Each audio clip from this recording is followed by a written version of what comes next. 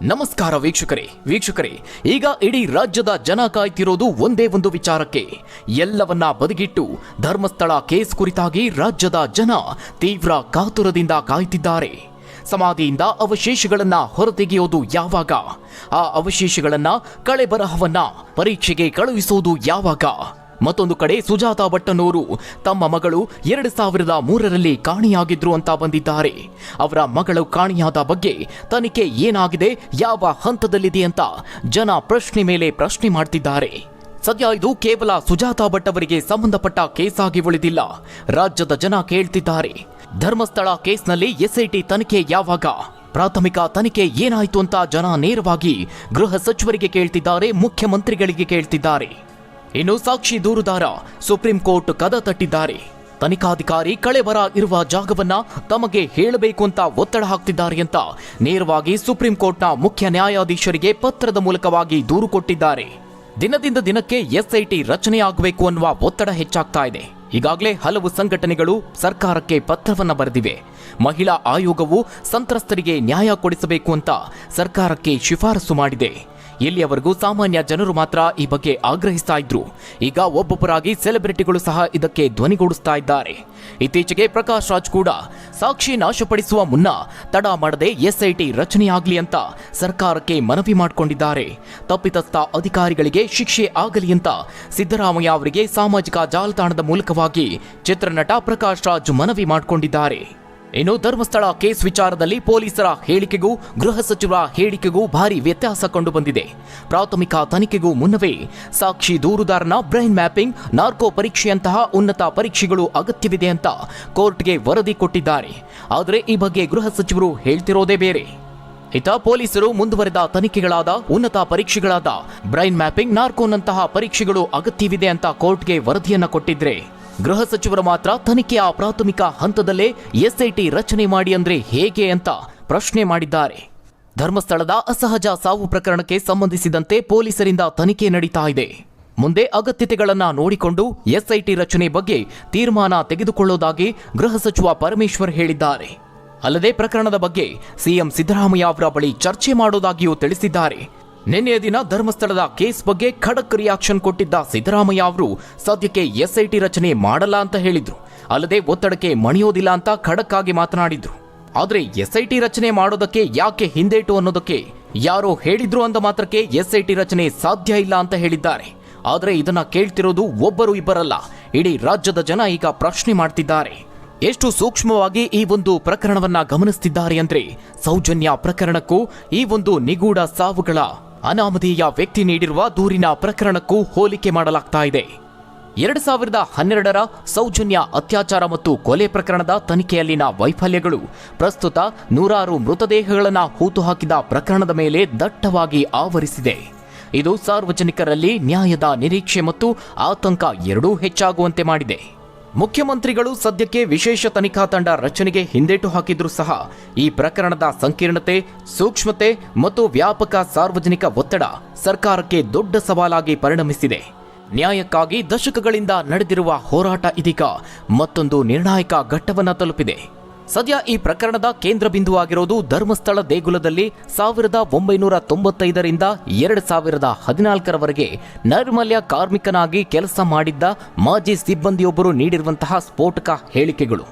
July 11ರಂದು Belthangady ನ್ಯಾಯಾಲಯದಲ್ಲಿ ಅವರು ನೀಡಿದಂತಹ ಹೇಳಿಕೆಗಳು ಇಡೀ ರಾಜ್ಯದ ಜನತೆಗೆ ಆಘಾತವನ್ನು ಮೂಡಿಸಿವೆ. ತಮ್ಮ ಸುದೀರ್ಘ 16 ವರ್ಷಗಳ ಸೇವಾವಧಿಯಲ್ಲಿ ನೂರಾರು ಮಹಿಳೆಯರು ಮತ್ತು ವಿದ್ಯಾರ್ಥಿನಿಯರ ಶವಗಳನ್ನು ಹೂತುಹಾಕುವಂತೆ ತಮಗೆ ಬಲವಂತ ಮಾಡಲಾಯಿತು ಅಂತ ಅವರು ಆರೋಪಿಸಿದ್ದಾರೆ. ತಮ್ಮ ಆರೋಪಕ್ಕೆ ಪುಷ್ಟಿ ನೀಡೋದಕ್ಕೆ ನ್ಯಾಯಾಲಯಕ್ಕೆ ಮಾನವ ಅಸ್ಥಿಪಂಜರದ ಭಾಗವೊಂದನ್ನು ತಂದು ಹಾಜರುಪಡಿಸಲಾಯಿತು. ಇದು ಪ್ರಕರಣದ ಗಂಭೀರತೆಯನ್ನ ಮತ್ತಷ್ಟು ಎತ್ತಿ ತೋರಿಸಿದೆ. ದೂರುದಾರರ ಹೇಳಿಕೆಯ ಪ್ರಕಾರ ಹೂತು ಹಾಕಿದವರಲ್ಲಿ ಶಾಲಾ ಸಮವಸ್ತ್ರದಲ್ಲಿದ್ದ ಶಾಲಾ ವಿದ್ಯಾರ್ಥಿನಿಯರು, ಲೈಂಗಿಕ ದೌರ್ಜನ್ಯಕ್ಕೊಳಗಾದ ಮಹಿಳೆಯರು ಮತ್ತು ಆಸಿಡ್ ದಾಳಿಗೆ ಒಳಗಾದವರು ಸೇರಿದ್ದಾರೆ. ಈ ವಿಚಾರ ಬಹಿರಂಗಪಡಿಸಲು ಅವರು ದೀರ್ಘಕಾಲ ಭಯದಲ್ಲಿದ್ದರು. ಶವಗಳನ್ನು ಹೂಳದಿದ್ದರೆ ನನ್ನನ್ನು ಕೊಲ್ಲುವುದಾಗಿ ಬೆದರಿಕೆ ಹಾಕಿದ್ರು. ಈಗ ನಾನು ಒಂದು ರಾತ್ರಿಯಾದರೂ ನೆಮ್ಮದಿಯಾಗಿ ನಿದ್ರಿಸಬೇಕಷ್ಟೇ ಅಂತ ಮಾಧ್ಯಮಗಳಿಗೆ ತಿಳಿಸಿದ್ದಾರೆ. ಆರಂಭದಲ್ಲಿ ಇವು ಆತ್ಮಹತ್ಯೆಯ ಪ್ರಕರಣಗಳೆಂದು ನಂಬಿದ್ದರೂ ನಂತರ ಇವುಗಳೆಲ್ಲವೂ ಕೊಲೆಗಳಾಗಿದ್ದು ಅಪರಾಧದ ಕುರುಹುಗಳನ್ನು ಅಳಿಸೋದಕ್ಕೆ ಈ ಶವಗಳನ್ನು ಹೂತು ಹಾಕಲಾಗ್ತಿದೆ ಅನ್ನೋದು ಅವರಿಗೆ ಅರಿವಾಗಿದೆ. 2014ರಲ್ಲಿ ತಮ್ಮ ಸಂಬಂಧಿಕರೊಬ್ಬರು ಲೈಂಗಿಕ ದೌರ್ಜನ್ಯಕ್ಕೊಳಗಾದ ನಂತರ ಕೆಲಸವನ್ನ ತೊರೆದು ಅಂದಿನಿಂದ ಅಪರಾಧ ಮತ್ತು ಭಯದೊಂದಿಗೆ ಬದುಕುತ್ತಿರುವುದಾಗಿ ಅವರು ಹೇಳಿಕೊಂಡಿದ್ದಾರೆ. ತಮ್ಮ ಆರೋಪಗಳನ್ನು ಪುಷ್ಟೀಕರಿಸಲು ಶವಗಳ ಅವಶೇಷಗಳ ಫೋಟೋಗಳನ್ನು ಸಹ ಪೊಲೀಸರಿಗೆ ಸಲ್ಲಿಸಿದ್ದಾರೆ. ಪ್ರಕರಣದ ಮತ್ತೊಂದು ಗಂಭೀರ ಅಂಶ ಅಂದ್ರೆ ದೂರುದಾರರು ತಮ್ಮನ್ನ ಪ್ರಸ್ತುತ ಸಾಕ್ಷಿ ಎಂದು ಪರಿಗಣಿಸಿ ನ್ಯಾಯಾಲಯ ಮತ್ತು ಪೊಲೀಸರಿಂದ ತಕ್ಷಣ ಸಾಕ್ಷಿ ಸಂರಕ್ಷಣೆ ನೀಡಿದರೆ ಮಾತ್ರ ಹೂತು ಹಾಕಿದ ನೂರಾರು ಶವಗಳ ನಿಖರ ಸ್ಥಳಗಳನ್ನು ತೋರಿಸಲು ಸಿದ್ಧವಿರುವುದಾಗಿ ಹೇಳಿದ್ದಾರೆ. ಇದು ಪ್ರಕರಣದ ತನಿಖೆಗೆ ನಿರ್ಣಾಯಕವಾಗಿದೆ. ಸಾಕ್ಷಿಯ ಜೀವಕ್ಕೆ ಅಪಾಯ ಇದೆ ಅನ್ನೋದನ್ನು ಸ್ಪಷ್ಟಪಡಿಸುತ್ತದೆ. ಕರ್ನಾಟಕದಲ್ಲಿ ಸಾಕ್ಷಿ ಸಂರಕ್ಷಣಾ ನಿಯಮಾವಳಿಗಳು ಅಂದರೆ ವಿಟ್ನೆಸ್ ಪ್ರೊಟೆಕ್ಷನ್ ರೂಲ್ಸ್ 2020 ಈ ಒಂದು ನಿಯಮ ಜಾರಿಯಲ್ಲಿದ್ದರೂ ಅವುಗಳ ಪರಿಣಾಮಕಾರಿ ಜಾರಿ ಮತ್ತು ಸಾಕ್ಷಿಗೆ ತಕ್ಷಣದ ಭದ್ರತೆ ಒದಗಿಸುವಲ್ಲಿನ ವಿಳಂಬ ಬಹಳ ಆತಂಕವನ್ನು ಮೂಡಿಸ್ತಾ ಇದೆ. ಯಾಕಂದ್ರೆ ಸಾಕ್ಷಿಯ ಸುರಕ್ಷತೆಯನ್ನು ಖಚಿತಪಡಿಸದೆ ಆತ ಒದಗಿಸುವ ಅಮೂಲ್ಯವಾದ ಮಾಹಿತಿಯನ್ನು ಪಡೆಯೋದು ಅಸಾಧ್ಯ. ಪೊಲೀಸರು ದೂರುದಾರರ ಹೇಳಿಕೆಗಳನ್ನು ದಾಖಲಿಸಿಕೊಂಡ 6 ದಿನಗಳ ನಂತರವೂ ಶವಗಳನ್ನು ಹೊರತೆಗೆಯುವ ಪ್ರಕ್ರಿಯೆಗೆ ಯಾಕೆ ಮುಂದಾಗಿಲ್ಲ ಅನ್ನುವ ಪ್ರಶ್ನೆ ಸಾರ್ವಜನಿಕರಲ್ಲಿ ಮೂಡಿದೆ. ಈ ಒಂದು ವಿಳಂಬ ಪುರಾವೆಗಳ ನಾಶಕ್ಕೆ ಅಥವಾ ಪ್ರಕರಣದ ದಿಕ್ಕನ್ನು ತಪ್ಪಿಸಲು ಅವಕಾಶ ನೀಡುವ ಸಾಧ್ಯತೆ ಇದೆ ಎನ್ನುವ ಆತಂಕವನ್ನು ಹುಟ್ಟುಹಾಕಿಸಿದೆ. ಈ ಪ್ರಕರಣ ಕೇವಲ ಹಿಂದಿನ ಅಪರಾಧಗಳ ತನಿಖೆಯಲ್ಲ, ಇದು ಸಾಕ್ಷಿಗಳ ರಕ್ಷಣೆ, ಕಾನೂನು ವ್ಯವಸ್ಥೆ ಎಷ್ಟು ಗಟ್ಟಿಯಾಗಿದೆ, ಎಷ್ಟು ವಿಶ್ವಾಸಾರ್ಹತೆಯನ್ನು ಹೊಂದಿದೆ, ಪ್ರಭಾವಿ ವ್ಯಕ್ತಿಗಳ ಪ್ರಭಾವವನ್ನು ಮೀರಿ ನ್ಯಾಯ ಒದಗಿಸುವ ಸಾಮರ್ಥ್ಯವನ್ನು ಪರೀಕ್ಷಿಸುವಂತಹ ಒಂದು ಮಹತ್ವದ ಘಟ್ಟವಾಗಿದೆ. ವೀಕ್ಷಕರೇ, ಇಲ್ಲಿ ಪ್ರಮುಖವಾಗಿ ಪ್ರಕರಣದಲ್ಲಿ SIT ತನಿಖೆಗೆ ವ್ಯಾಪಕವಾದ ಒತ್ತಡ ಹೆಚ್ಚಾಗೋದಕ್ಕೆ ಪ್ರಮುಖ ಕಾರಣ ಅಂದ್ರೆ ಅದು ಸೌಜನ್ಯ ಪ್ರಕರಣ. 2012ರಲ್ಲಿ ನಡೆದಂತಹ ಸೌಜನ್ಯ ಅತ್ಯಾಚಾರ ಮತ್ತು ಕೊಲೆ ಪ್ರಕರಣದಲ್ಲಿ ಅನುಭವಿಸಿದಂತಹ ಕಹಿಯೇ ಈ ಒಂದು ಪಾಠವಾಗಿ ಪರಿಣಮಿಸಿದೆ. ಈ ಪ್ರಕರಣದಲ್ಲಿ ದೇಶದ ಅತ್ಯುನ್ನತ ತನಿಖಾ ಸಂಸ್ಥೆ ಅನಿಸಿಕೊಂಡಿರುವ CBI ತನಿಖೆ ನಡೆಸಿದರೂ ಕೂಡ 2023ರಲ್ಲಿ ಏಕೈಕ ಆರೋಪಿ ಸಂತೋಷ್ ರಾವ್ ಸಾಕ್ಷ್ಯಾಧಾರಗಳ ಕೊರತೆಯಿಂದ ಖುಲಾಸೆಗೊಂಡಿದ್ದಾರೆ. ಇದು ತನಿಖೆಯಲ್ಲಿ ಗಂಭೀರ ಲೋಪಗಳಾಗಿವೆ, ನಿಜವಾದ ಅಪರಾಧಿಗಳನ್ನು ರಕ್ಷಿಸಲಾಗಿದೆ ಅನ್ನುವ ವ್ಯಾಪಕ ಆರೋಪಗಳಿಗೆ ಕಾರಣ ಆಯಿತು. ಸೌಜನ್ಯ ಪ್ರಕರಣದಲ್ಲಿ CBI ಕೂಡ ಕೈಚೆಲ್ಲಿದ್ದರಿಂದ ಪ್ರಸ್ತುತ ಮೃತದೇಹಗಳನ್ನು ಹೂತುಹಾಕಿದ ಪ್ರಕರಣಕ್ಕೆ ಸ್ವತಂತ್ರ ಮತ್ತು ನಿಷ್ಪಕ್ಷಪಾತ SIT ತನಿಖೆಯೇ ಸೂಕ್ತ ಅನ್ನುವ ಅಭಿಪ್ರಾಯ ಸಾರ್ವಜನಿಕರಲ್ಲಿ ಬಲವಾಗಿದೆ. ಇದೆಲ್ಲವೂ ಒಂದು ಕಡೆಯಾದರೆ ಮತ್ತೊಂದು ಕಡೆ ಶ್ರೀ ಕ್ಷೇತ್ರ ಧರ್ಮಸ್ಥಳದ ದೇವಸ್ಥಾನದ ಸುತ್ತಮುತ್ತ ಅನಾಥ ಮೃತದೇಹಗಳನ್ನು ಹೂತು ಹಾಕಲಾಗಿದೆ ಎಂಬ ಆರೋಪಗಳಿಗೆ ಸಂಬಂಧಪಟ್ಟಂತೆ ಧರ್ಮಸ್ಥಳದ ಧರ್ಮಾಧಿಕಾರಿ ಡಾಕ್ಟರ್ ಡಿ ವೀರೇಂದ್ರ ಹೆಗಡೆ ಮತ್ತು ಅವರ ಕುಟುಂಬದ ಸದಸ್ಯರ ವಿರುದ್ಧ ಯಾವುದೇ ಅವಹೇಳನಕಾರಿ ಹೇಳಿಕೆಗಳನ್ನು ನೀಡದಂತೆ ಬೆಂಗಳೂರಿನ ಸಿಟಿ ಸಿವಿಲ್ ಮತ್ತು ಸೆಷನ್ಸ್ ನ್ಯಾಯಾಲಯವು ತಾತ್ಕಾಲಿಕ ನಿರ್ಬಂಧಕ ಆದೇಶವನ್ನು ಜಾರಿ ಮಾಡಿದೆ.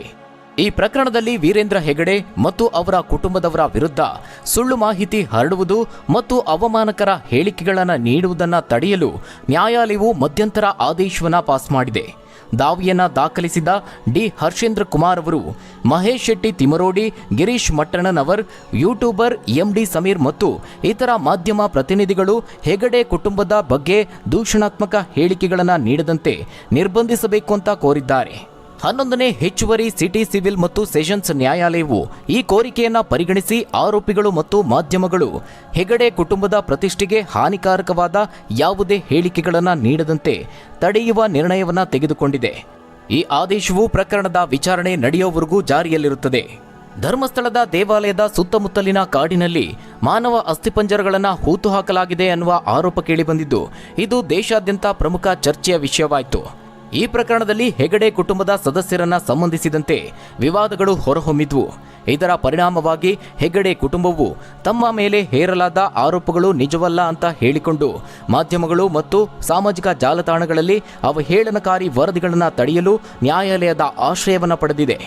ಕೋರ್ಟ್ನ ಈ ಒಂದು ತೀರ್ಪು ವೀರೇಂದ್ರ ಹೆಗಡೆ ಮತ್ತು ಅವರ ಕುಟುಂಬಕ್ಕೆ ಕಾನೂನು ರಕ್ಷಣೆ ನೀಡುವುದರ ಜೊತೆಗೆ ಪ್ರಕರಣದ ಬಗ್ಗೆ ನ್ಯಾಯಬದ್ಧವಾದ ತನಿಖೆಗೆ ಅವಕಾಶವನ್ನ ಮಾಡಿಕೊಡುತ್ತದೆ. ಮುಂದಿನ ನ್ಯಾಯಿಕ ಪ್ರತಿಕ್ರಿಯೆವರೆಗೂ ಈ ನಿರ್ಬಂಧಕ ಆದೇಶವು ಜಾರಿಯಲ್ಲಿರುತ್ತದೆ. ಆದರೆ ಸಾರ್ವಜನಿಕವಾಗಿ ಕೇಳಿಬರ್ತಿರುವಂತಹ ಅಭಿಪ್ರಾಯಗಳು ಒಂದೇ, ಇದೆಲ್ಲದಕ್ಕೂ ಒಂದು ಅಂತ್ಯ ಅನ್ನೋದು ಇರಲೇಬೇಕು. ಆರೋಪ ಪ್ರತ್ಯಾರೋಪಗಳು ಕೊನೆಯಾಗಬೇಕು, ನಿಜವಾದ ತಪ್ಪಿತಸ್ಥರಿಗೆ ಶಿಕ್ಷೆ ಆಗಬೇಕು ಅಂತ ಆಗ್ರಹಿಸುತ್ತಿದ್ದಾರೆ. ಹಾಗಾದ್ರೆ ವೀಕ್ಷಕರೇ, ಈ ಒಂದು ಪ್ರಕರಣದ ಬಗ್ಗೆ ನೀವೇನಂತೀರಾ? ನಿಮ್ಮ ಅನಿಸಿಕೆ ಅಭಿಪ್ರಾಯಗಳನ್ನು ಕಮೆಂಟ್ ಮೂಲಕವಾಗಿ ತಿಳಿಸಿ. ಧನ್ಯವಾದಗಳು ವೀಕ್ಷಕರೇ.